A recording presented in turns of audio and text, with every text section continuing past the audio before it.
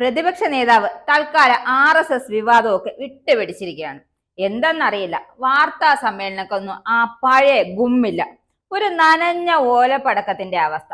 ആ ചിരിയില്ല, തമാശയില്ല. അങ്ങനെ എന്തായാലും ശിഷ്യന്റെ സംസ്കാരം വേദിയിൽ പുറത്തു വന്നതോടെ ഈ ഒരു ഭാവമാറ്റം എന്നാണ് സംശയിക്കേണ്ടിയിരിക്കുന്നു. ആ പഴയ പ്രസരിപ്പില്ലെങ്കിലും സംഭവം പ്രതിപക്ഷമല്ലേ, അതുകൊണ്ട് വിമർശിക്കാതെ തരയില്ലല്ലോ.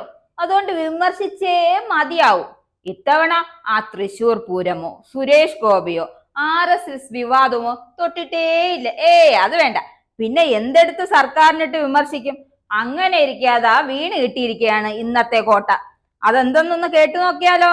ഹൈക്കോടതി വിധിയുമായി ബന്ധപ്പെട്ട് വന്നിരിക്കുന്ന കണക്കുകൾ വയനാട് ദുരിതാശ്വാസത്തിന്റെ വിശ്വാസ്യത തകർത്തിരിക്കുകയാണ്. എന്തായാലും ഇത് കേന്ദ്ര ഗവൺമെന്റിന് കൊടുത്ത മെമ്മോറാണ്ടമാണ് എന്നാണ് മുഖ്യമന്ത്രി പറയുന്നത്. കേന്ദ്ര ഗവൺമെന്റിന് ഇങ്ങനെയാണോ മെമ്മോറാണ്ടം സമർപ്പിക്കേണ്ടത്? SDRF നോംസ് അനുസരിച്ചിട്ടാണ്. പിന്നെ എങ്ങനെയാണ് ആ മെമ്മോറാണ്ടം സമർപ്പിക്കേണ്ടതെന്ന് ഒന്ന് പറഞ്ഞാട്ടെ. SDRF നോംസ് അനുസരിച്ചിട്ടാണ് കേന്ദ്ര ഗവൺമെന്റിന് ഇത് സമർപ്പിക്കേണ്ടത്. SDRF നോംസുമായിട്ട് യാതൊരു ബന്ധവും ഇതിലെ പല കാര്യങ്ങൾക്കും ഇല്ല. മാത്രമല്ല, ഇതൊരു സാമാന്യ യുക്തിക്ക് നിരക്കാത്ത കണക്കുകളാണ് വെച്ചിരിക്കുന്നത്. സെക്രട്ടേറിയറ്റിലെ ഒരു സാമാന്യ ബുദ്ധിയുള്ളൊരു പിന്നെ എന്തനുസരിച്ചാ മെമ്മോറാണ്ടം തയ്യാറാക്കിയിരിക്കുന്നത്? മൈക്ക് കൈ കിട്ടിയ എന്തും വിളിച്ചു പറയാമോ സതീശ നേതാവേ? പുറത്ത് ഇതൊരു വിവാദം ഉണ്ടാകരുത്. ഇതിന്റെ പുറത്തെന്നാണ് ഞങ്ങൾ ആഗ്രഹിക്കുന്നത്. ഞങ്ങൾ ഇക്കാര്യത്തിൽ ഗവൺമെന്റിന്റെ കൂടെയാണ് നിൽക്കുന്നത്. ഇത് ആദ്യമേ തന്നെ പ്രതിപക്ഷം പറഞ്ഞതാണ്. വിവാദമുണ്ടാക്കി അതിന്റെ പേരിൽ സഹായം കളഞ്ഞു കുളിക്കേണ്ട എന്ന് താങ്കൾ പറയുമ്പോഴും ഇപ്പൊ ചെയ്യുന്ന പ്രവൃത്തിയെ എന്ത് പേരിട്ട് വിളിക്കും? ഒന്ന് പറഞ്ഞു തരാവോ? എന്താ അതിന്റെ അകത്ത് എന്ത് യുക്തിയുള്ളത്?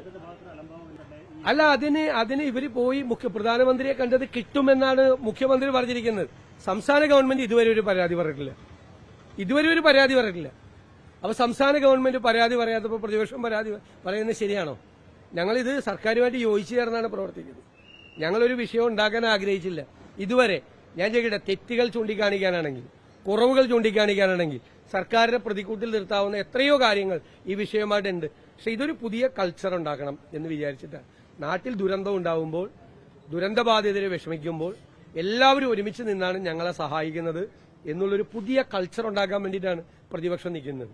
അപ്പോൾ ഞങ്ങൾ കിടന്ന് അനാവശ്യമായിട്ടുള്ള ഒരു ബഹളവും ഉണ്ടാക്കിയിട്ടില്ല, ഒരു തടസ്സവും ഉണ്ടാക്കിയിട്ടില്ല. അപ്പോ പ്രതിപക്ഷം പുതിയ കൾച്ചർ ഉണ്ടാക്കുന്ന തിരക്കിലാണ്. എന്നാ പിന്നെ അങ്ങനെ ആട്ടെ, തൽക്കാലം നിർത്താം. അപ്പൊ എങ്ങനെ?